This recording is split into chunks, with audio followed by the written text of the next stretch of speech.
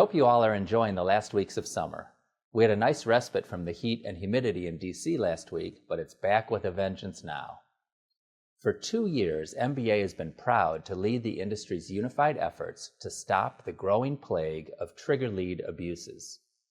Progress at times was slow, frustrating, and filled with false starts and sudden stops.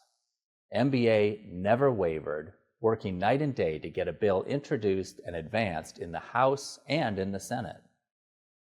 Even when final passage looked promising earlier this summer, I sounded like Yankees great Yogi Berra, cautioning that it ain't over till it's over. I'm here today to say that the final out has been recorded. Consumers and lenders won. Just before the Senate adjourned on August 2nd, the Homebuyers Privacy Protection Act of 2025 passed the Senate by unanimous consent. It was a remarkable step given that the Senate was mired in partisan fights over appropriations and nominations. MBA's strong voice was heard, leading to passage late on a Saturday night, with senators itching to leave Washington for their August recess.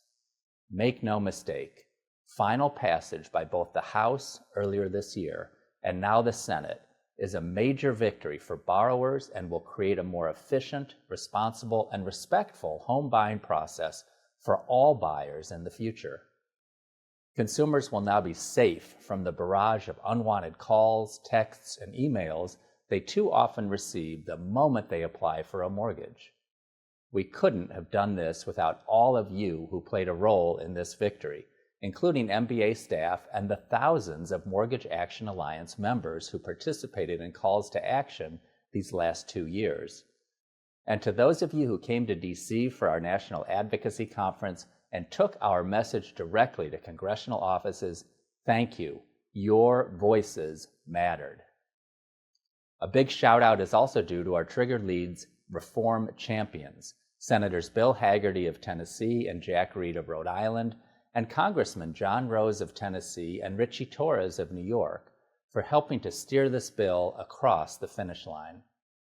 This proposal would never have emerged if not for the inspirational leadership of past RESBOG chair, the late Chrissy Ray. Chrissy prompted and led MBA's internal policy discussions that made ending abusive trigger leads a top MBA priority during the last Congress. This one is for you, Chrissy. We thank you and miss you every day. MBA looks forward to President Trump signing the bill into law very soon. Once enacted, the 6-month clock toward the effective date will start. We will work with the CFPB and other agencies on any rulemaking or guidance that may be needed to assist with this implementation. Now, before I close, a reminder to join me next Thursday, August 21st at 3:30 p.m. Eastern for our next virtual town hall. Even though Congress is in its traditional August recess, there's still a lot going on in Washington during these dog days of summer, and I'm sure more will come up between now and then. Register now at mba.org/webinars. And as always, don't hesitate to contact me or anyone at MBA anytime with your questions or comments.